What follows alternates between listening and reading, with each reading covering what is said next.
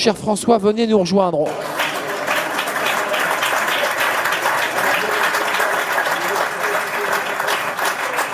Monsieur le Président, vous avez la parole. Je vous laisse le micro. Merci. Bon. Waouh. Alors, je commence ma tournée d'adieu, en fait, ce soir. C'est mon premier gala. J'ai prévu de l'étaler sur une petite année. Je vois devant moi une assistance comme j'ai pratiquement jamais vu dans une union régionale. Bravo!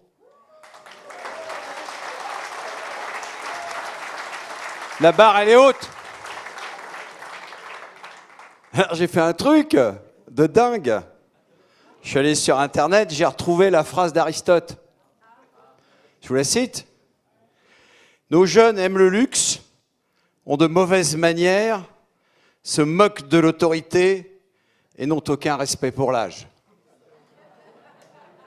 322 avant Jésus-Christ. C'est classe, non ?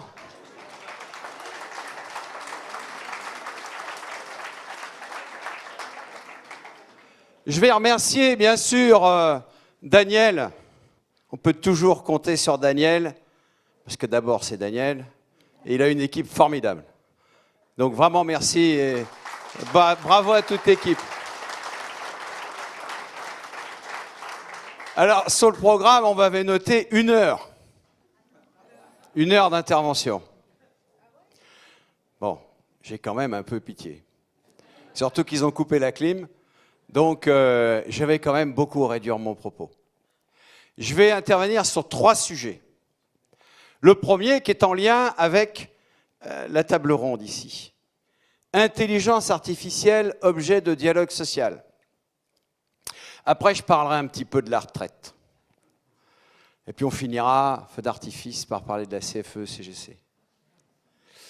Alors, intelligence artificielle, moi, je vous propose de segmenter de 2 façons. Il y a évidemment cette évolution technologique qui a un impact sur les emplois, en nombre, mais qui en génère d'autres. Et pour bien visualiser la chose, vous rappelez cet événement historique, au XXe siècle, la plus grande grève aux États-Unis, c'est la grève AT&T, donc le gros réseau de télécom aux États-Unis. Une grève massive qui a bloqué le pays pendant plusieurs mois, au moment du passage comment on appelle ça, les centraux téléphoniques, l'automatisation des centraux téléphoniques. La plus grande grève connue aux États-Unis. Les salariés qui se mettent en grève en disant « mais non, mais notre boulot… » 50 ans plus tard, un chercheur canadien fait une étude et il regarde aux conditions technologiques du moment de la rupture, combien aujourd'hui il faudrait d'employés pour pouvoir traiter le même flux de télécom. Et il fallait 2 fois la population des États-Unis. Donc je pense que dans l'IA, il y a cette dimension. Mais comme il y a eu dans toutes les évolutions, les ruptures technologiques. Moi, ce qui m'intéresse, pour le coup, ce qui me préoccupe, c'est l'autre dimension de l'IA. C'est-à-dire ce que ça change à l'intérieur même de ce que c'est que l'individualité de quelqu'un au travail. Et pour ça, je vous propose un petit retour en arrière. Mon histoire commence en 1992. J'étais ici, à Gardanne, pas loin. J'étais ce jeune ingénieur, plein d'ambition, qui rêvait, comme je pense beaucoup de gens de mon âge, dire si je suis gentil, si je travaille bien, peut-être qu'un jour je serai directeur d'usine, super. Et tout d'un coup tombe en 1992 la norme qualité. Vous vous rappelez? Pour les plus anciens, il y a beaucoup de gens jeunes ici, ils n'étaient même pas nés en 92, super. Mais pourtant, tout d'un coup, la direction arrive, voilà, on a un truc super, c'est la certification ISO 9002. Ça va tout changer. Alors je me souviens de cette réunion avec les contremaîtres de l'usine, avec cet accent incroyable, cet air un peu bourru, qui évidemment était très rétif à ça. Et le directeur de m'expliquer, non mais tu comprends, voilà, petit à petit, et qui nous disait à nous collectivement, de toute façon, on n'a pas le choix. Si on n'est pas certifié demain, on disparaîtra. 1992. Tout a passé tellement vite. Aujourd'hui, tout le monde est certifié, tout le monde s'en fout, et le client n'est pas mieux servi. Ça, c'est réel. Pour les plus anciens, ici, vous avez connu les premières revues qualité, le stress absolu. Tout le monde qui faisait de l'huile en disant « Ouh là là, qu'est-ce qui va se passer ?» On répétait la veille, presque jusqu'à minuit. Il y avait le chef de service qualité, c'était quasiment la personne la plus importante du site. Aujourd'hui, le responsable, c'est responsable qualité, sécurité, etc. Enfin bref, il les a tous. Espace et jardin. C'est pas inintéressant. Je vous dis pas ça pour la blague. Parce que derrière, ben mine de rien, il s'est passé un certain nombre de choses. Il y avait ce projet. Il y avait cette idée. Et au début, on ne s'en rendait pas compte. Moi, je ne m'en suis pas rendu compte. Moi, je trouvais ça super.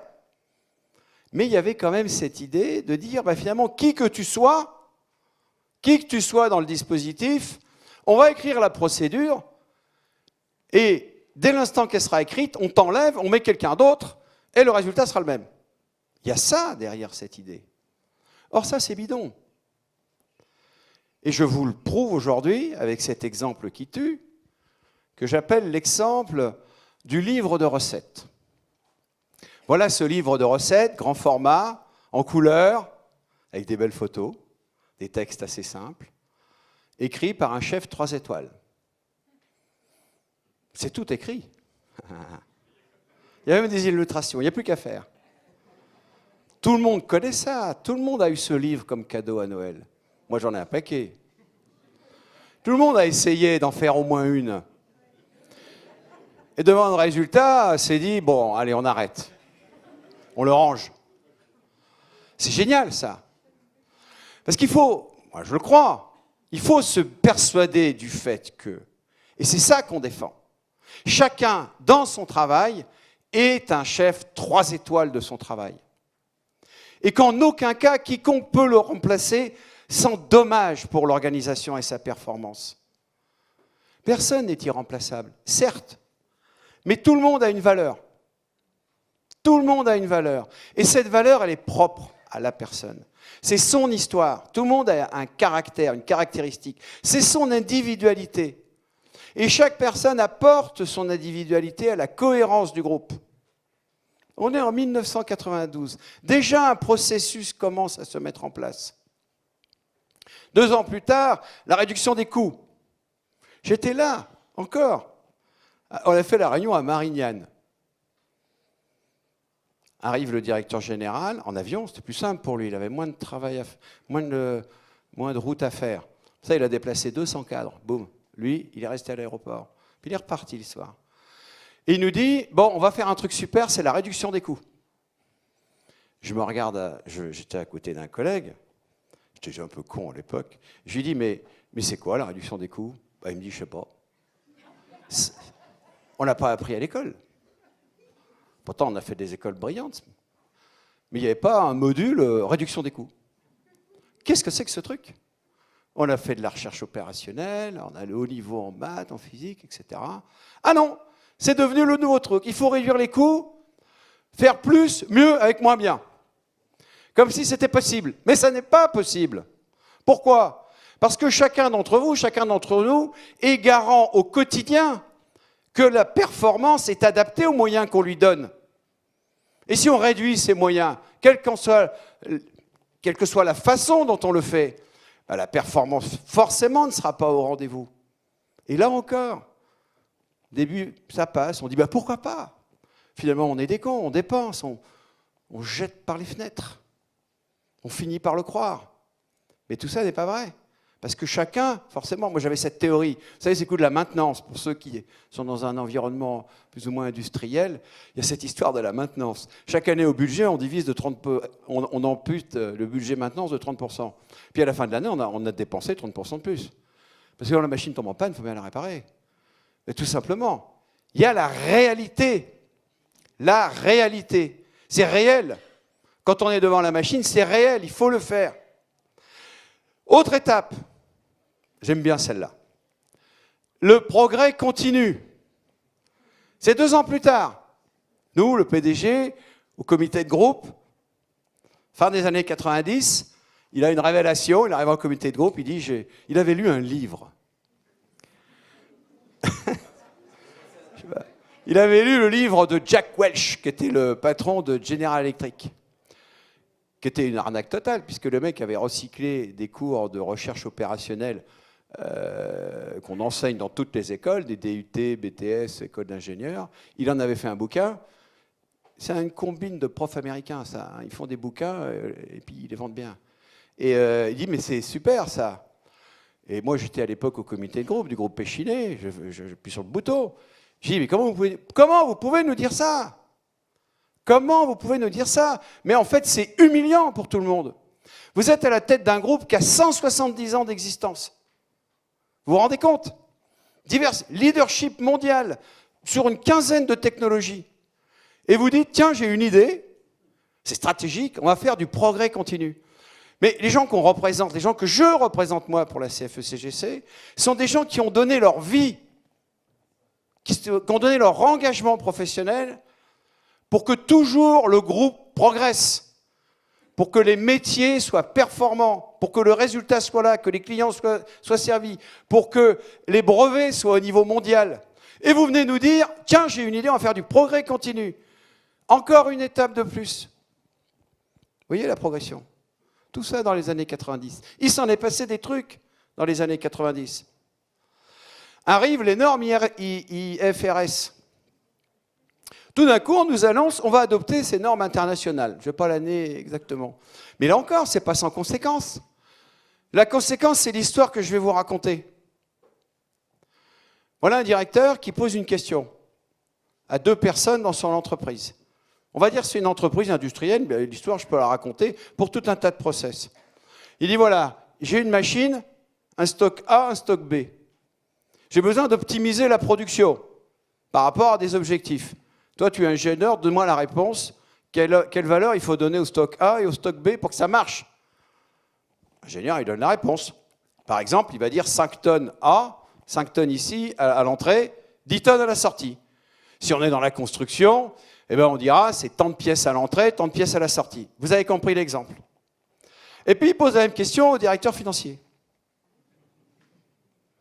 Il dit alors, et toi, qu'est-ce que t'en penses? Ah bah lui, il avait dit, vous rigolez ou quoi? Norme IFRS, le stock, la valeur, les bidas, blablabla, blablabla. Donc ce sera 1 tonne à l'entrée, 1 tonne à la sortie. Flux tendu. C'est donc, voilà, une même question, 2 compétences, 2 niveaux d'études équivalents, 2 responsabilités équivalentes, 2 réponses différentes. À qui je donne raison? À qui le directeur va donner raison? Alors moi, je suis un vieux militant, j'ai connu le monde d'avant. Il y a 30 ans, on donnait raison à l'ingénieur. Parce qu'il fallait que le process, etc., la qualité, la performance, le leadership et tout ça. Aujourd'hui, on donne raison aux financiers. Ok, super, mais ce n'est pas sans conséquence. Parce que celui qui est responsable des opérations techniques, de la performance technologique, ben du coup, il n'a plus les moyens d'atteindre ses objectifs. Et ça marche moins bien. Et donc, il est plus malheureux. Il est dévalorisé, en fait. Les normes IFRS, par effet de cascade, ça a des conséquences sur l'organisation du travail. Ça a des conséquences sur la valorisation du travail. Ça a des conséquences sur les conditions dans lesquelles on exerce. Vous vous rendez compte? Petit à petit se construit une pyramide. Alors, j'avais prévu de faire le même développement sur le télétravail. Je ne vais pas le faire. Non, parce que je vois bien. Je fais le lien et je termine sur l'intelligence artificielle. Vous aurez bien compris, révolution technologique, impact sur les emplois, création, destruction, etc. OK. Mais ce n'est pas que ça. Et c'est de ça qu'il faut qu'on parle dans le cadre du dialogue social dans l'entreprise. C'est pour ça que j'ai voulu faire le lien avec l'histoire de la qualité, de ce que ça change sur la définition de la liberté, de l'individualité et du parcours des personnes. Ça n'est pas que ça. Prenons l'exemple du rapport. Au début, on vous survend le truc. Avec l'intelligence artificielle, on va pouvoir générer du rapport. On va faire des rapports. Vous savez, les rapports, même quelqu'un qui passe 2 ans à le faire, il n'y a souvent pas grand monde qui le lit. Donc en fait, la valeur ajoutée, elle n'est pas dans le nombre de personnes qui vont lire le rapport. La vérité, c'est ça. La valeur ajoutée est de créer de la synthèse. Elle est pour la personne qui a fait ce travail. Nous, c'est l'analyse qu'on fait. C'est ça qui change. C'est bien de faire de la biblio. Tout le monde peut faire de la biblio. Mais comment on progresse, comment on fait de l'évolution professionnelle, comment on devient un expert, comment on devient de plus en plus compétent? Eh bien, c'est quand on est confronté à ce devoir de synthèse, de pédagogie. C'est ça qui fait qu'on devient une personne qui évolue dans sa fonction. C'est quand on est confronté à tout un tas d'exemples différents, à des collègues qui témoignent de différentes choses. D'ailleurs, au passage, ce fameux rapport, moi j'ai fait des discours par ChatGPT, ça marche bien. J'ai fait un truc incroyable, mais qui m'a tout d'un coup ouvert tout un tas de... J'ai dit, ChatGPT. Alors bon, on a coupé un arbre et puis on a pollué une rivière en faisant ça. Ok, d'accord. Mais je vais replanter l'arbre, je vous assure. J'habite à la campagne, je vais le faire. J'ai dit, s'il te plaît, ChatGPT, écris-moi un article sur la cuisine au beurre, virgule, à la façon de François Omril. Ben oui, j'ai fait le truc. Ben, l'article est chouette. J'ai envie de le proposer à Marianne, tiens, par exemple. J'ai vu que Perico Légas, il prenait sa retraite. Ben, j'ai dit, ben, tiens, voilà, j'ai un bon article. J'ai fait le même truc sur la peinture flamande. Ça marche. Mais pourquoi ça marche? Parce que dans la base de données, il existe des choses déjà. En fait, pour le coup, j'ai parlé de moi. Ma personnalité, mon style, mon individualité, elle existe déjà dans la base de données. Et tout ça, c'est de la construction d'année en année, c'est de la valeur. Et donc aujourd'hui, c'est vrai, pour le coup, il y a des caractères extrêmement pratiques, il y a une révolution technologique. Mais il ne faut pas se tromper. Ce qu'on doit défendre, c'est défendre dans le partage de la valeur ce que nous, on a apporté en valeur. Et c'est pour ça que c'est un objet de dialogue social. Parce que le partage de la valeur, c'est le mot-clé de tout aujourd'hui. C'est le mot-clé de tout. Or, moi, j'affirme ici que les valeurs les plus fondamentales à défendre, ce sont les valeurs que nous représentons. C'est-à-dire les individualités des gens, leur capacité à s'engager, la valeur de leur parcours. C'est ce qu'on ne calcule jamais quand on fait un plan social. Quiconque ici a été confronté à cette épreuve, c'est que dans le tableur Excel, il n'y a que les coûts. Il y a le nom, l'année de naissance et le salaire. Mais ce que la personne elle apporte à l'entreprise, visiblement, tout le monde s'en fout. Sachant que la personne, quand elle va partir, elle va emmener cette valeur avec elle. Ah, certes, il n'y aura plus le coût, mais il y aura des coûts induits. Des coûts induits, il y en a énormément. J'ai mis l'histoire à raconter sur le sujet. La personne qui trie le courrier, qu'on a viré, et pendant 3 mois, les factures ne sont pas distribuées, boum, coût induit, procédure, etc. Une personne qui finalement ne coûtait pas grand-chose. Le graisseur dans une usine. La personne qui passe, qui entend cric, cric, cric, qui met sa goutte au bon endroit, qui passe voir le chef de poste en disant « Dis donc, je suis passé à la pompe B2212, t'es tranquille pour 3 semaines. » Boum, sous-traité. Sous-traité, sous-traité, sous-traité. C'est le mot-clé. La sous-traitance, l'externalisation. Tout ce dont je viens vous parler, la norme qualité, etc., jusqu'à la question de l'intelligence artificielle, procède du phénomène d'externalisation de la compétence, de l'expérience, donc de la valeur des personnes et des individus. C'est de ça qu'on parle. Le phénomène d'externalisation n'est pas que juridique à travers des sociétés. Ce truc totalement bidon du « on va se recentrer sur le cœur de métier ». Mais ne dis pas ça, en fait. Tu ne connais même pas ce que c'est que le cœur de métier. Tu veux simplement donner un peu plus à tes actionnaires et garder pour toi les activités qui crachent le plus. Et t'externalises les activités qui sont un peu moins rentables et tu laisses les autres se démerder. C'est ça, en fait. Cette histoire de stratégie sur le cœur de métier, ça n'a pas de sens. Sinon, j'ai des collègues de Cannes, là, l'histoire, je la sers souvent.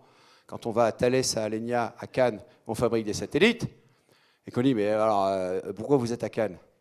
savez qu'il y a 2 événements extraordinaires cette semaine, fameux, dont on a parlé dans le New York Times, sur la côte méditerranéenne. Il y a ce colloque aujourd'hui, et il y a le Festival de Cannes. Eh oui. Donc, c'est pour ça que je pense à Cannes. Et qu'est-ce qu'on y fabriquait il y a 70 ans? Des hydravions. Vous pensez qu'on serait passé des hydravions aux satellites, avec des dirigeants qui auraient dit « bon, on va se recentrer sur le cœur de métier ». Ben non, il faut faire de la stratégie un peu. Quand on a des patrons qu'on interroge sur la stratégie, qui répondent « c'est la réduction des coûts ». On a envie de leur dire « mais dégage tout de suite ». Nous, on tient à notre boîte. On a envie qu'elle reste vivante. C'est central.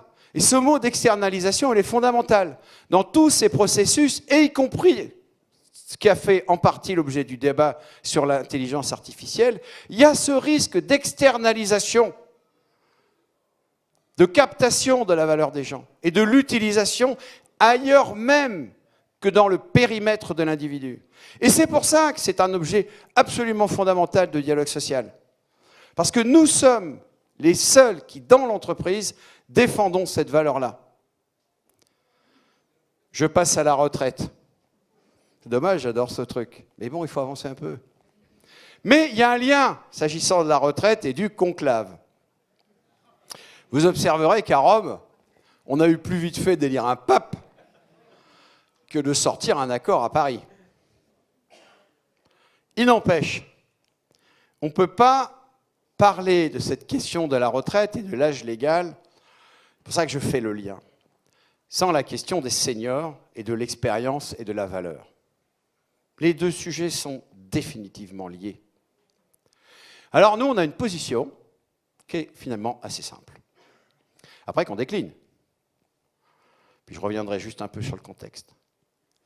On dit, mais finalement, l'âge légal de départ, est-ce que ce ne serait pas une idée incroyablement révolutionnaire que de demander tout simplement aux gens concernés ce qu'ils ont envie de faire?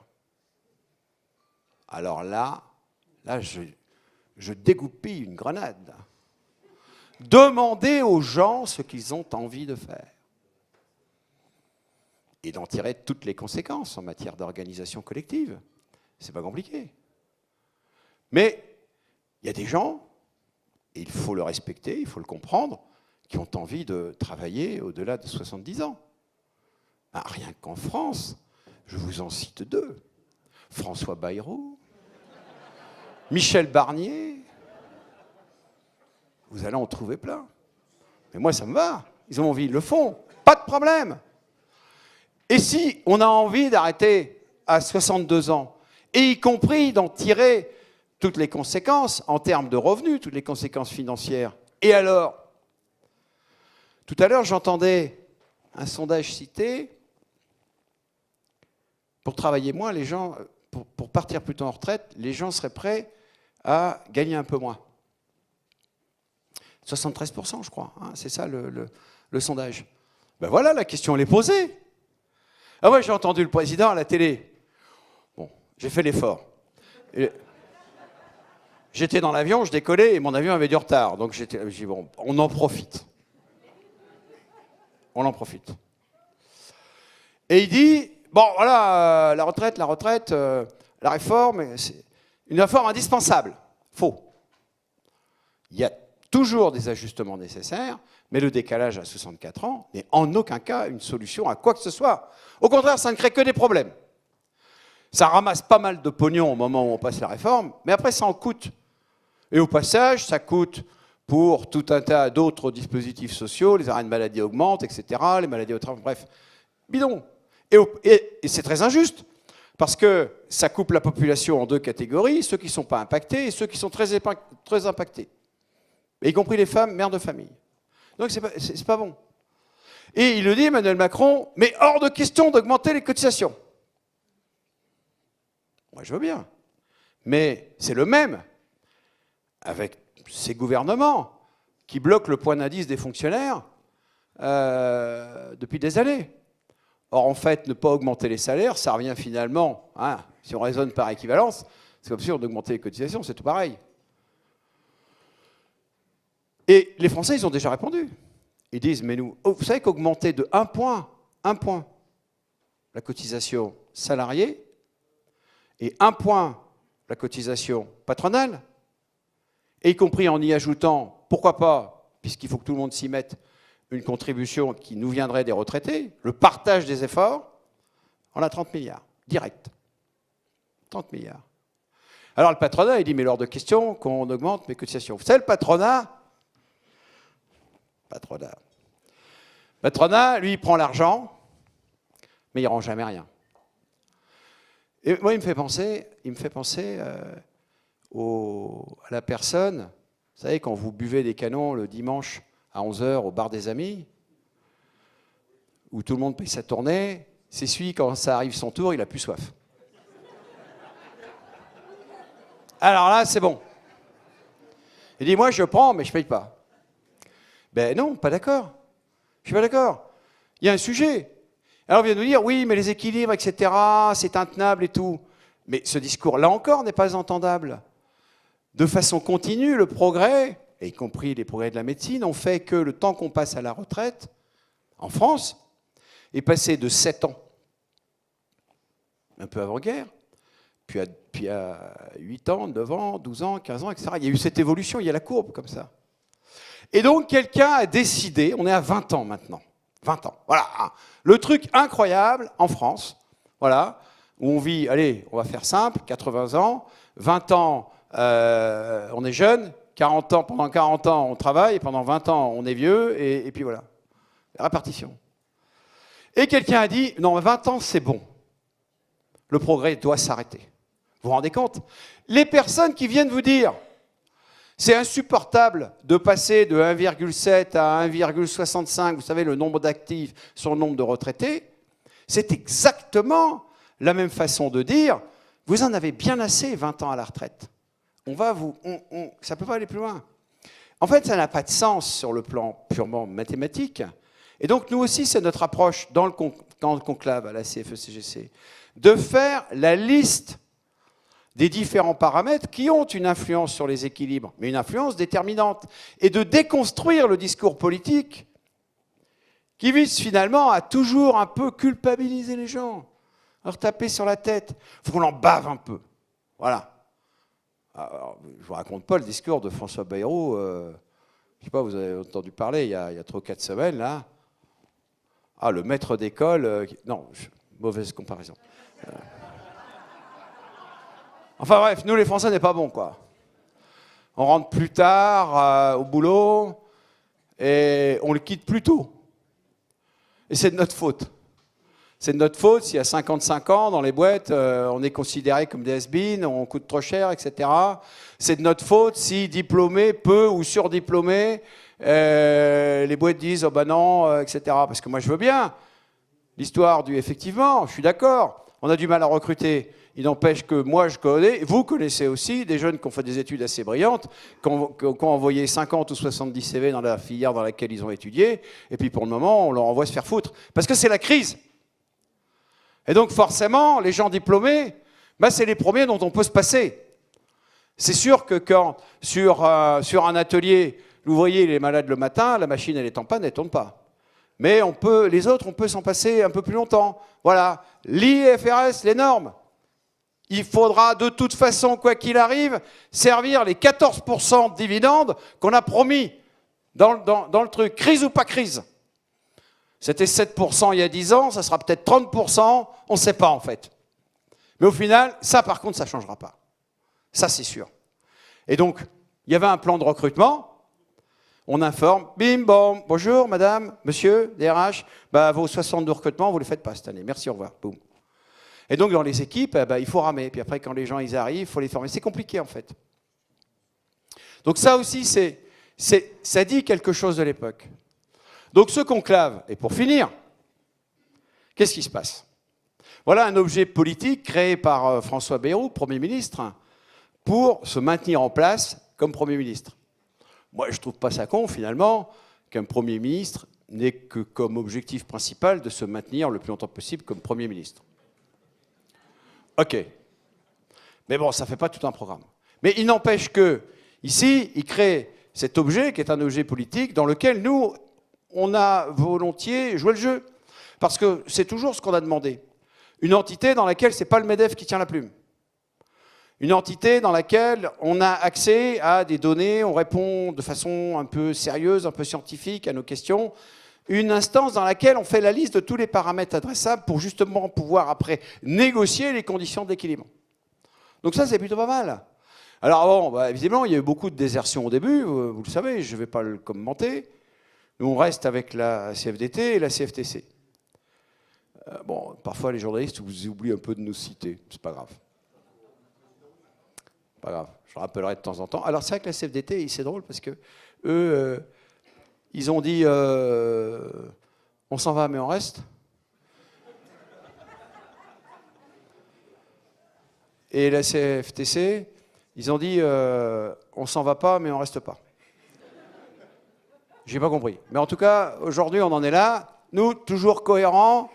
Voilà, une seule ligne où on objective les choses. Nous, on est la CFE-CGC. Il n'y a pas de problème qui n'ait pas de solution. Nous sommes l'organisation qui a pour fonction, pour mission, depuis qu'elle existe, de représenter les techniciens, les agents de maîtrise et les cadres. Les personnes qui, dans l'entreprise, sont formées à apprivoiser la complexité, à être les personnes qui donnent des réponses. Parce que derrière, il n'y a personne. Et qui, par ailleurs, se sont engagés dans leur vie, dans leur carrière, pour avoir une carrière qui progresse, qui évolue.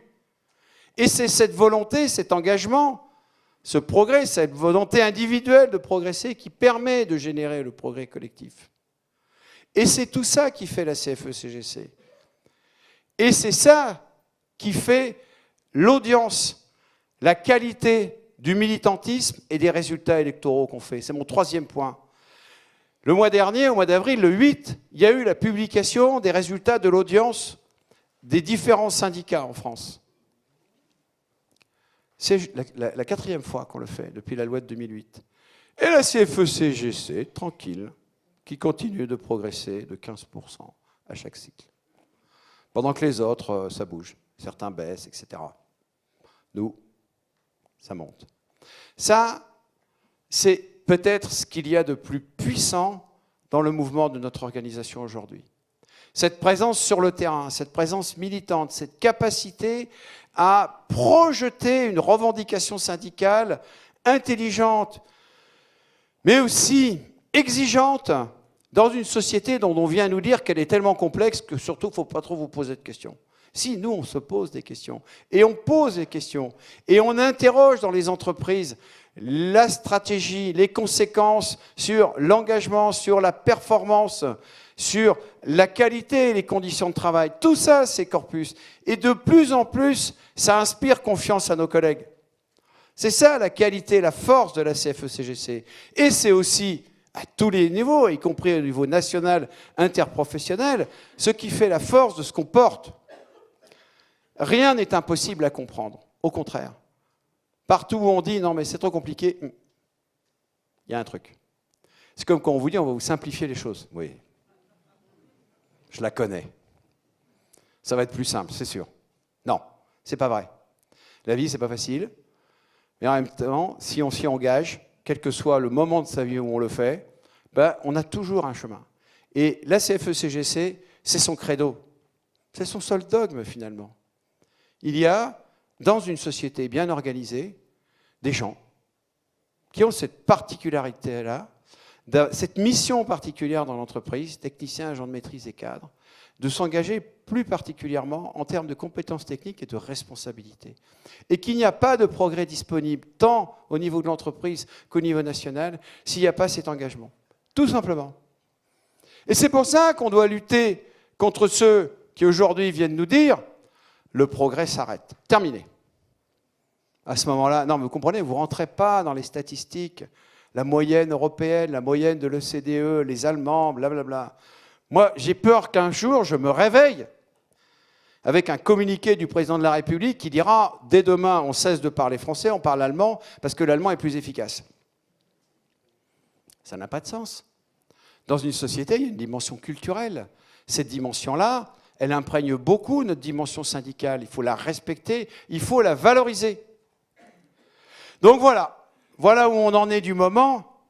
Je vous ai tracé petit à petit en essayant de garder le lien entre ce qui fait l'objet, le cœur des échanges, et ce qui fait notre actualité, nous, à la CFE-CGC, une organisation qui compte de plus en plus, qui pèse dans les débats. Moi, je rencontre des gens très importants. Alors, les plus importants, ils sont là pour moi. Mais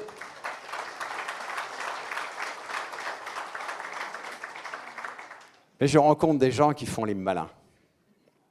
Et alors maintenant, j'ai un truc. Alors bon, j'en vois ici que j'ai déjà vu. Ils ont déjà entendu ma blague. Mais ici, je ne peux pas m'empêcher de la refaire. Au moment où je rentre, par exemple, dans le bureau de François Bayrou, et avant de m'asseoir, où je sens qu'il va me défiler un certain nombre de choses, je lui dis, attendez, il faut que je vous dise un truc, je vous préviens.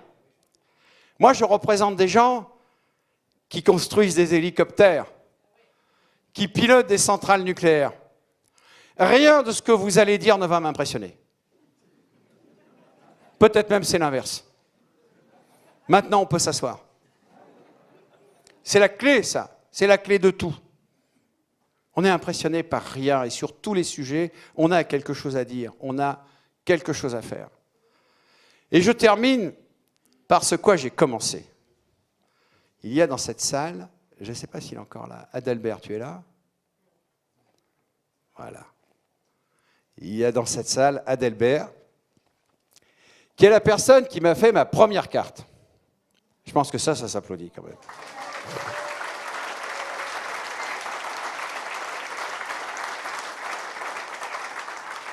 C'était il y a 35 ans. J'étais élu dans mon comité d'entreprise à Gardanne. Et quelques années plus tard, j'avais fait 2-3 réunions au syndicat. On avait eu des bonnes bouffes d'ailleurs. Je dois dire que c'était plutôt sympa. On a fait des bonnes bouillabaisse. Et puis il y avait le congrès de la fédération. Et ça, je n'ai pas oublié. Adalbert, il m'appelle.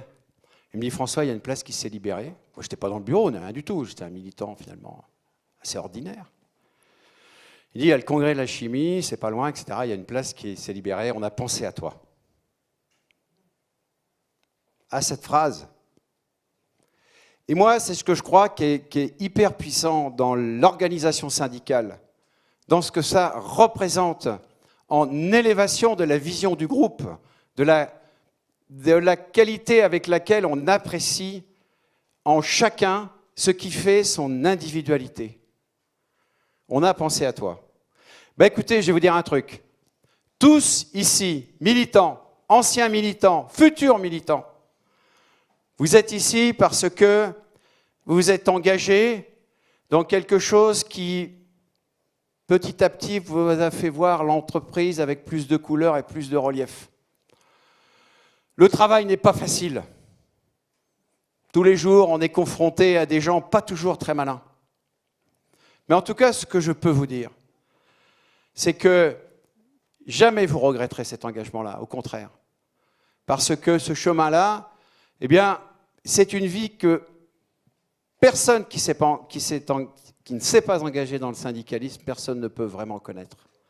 Et moi, c'est le grand plaisir que j'ai ce soir de vous dire que, quoi qu'il arrive, moi, je penserai toujours à vous.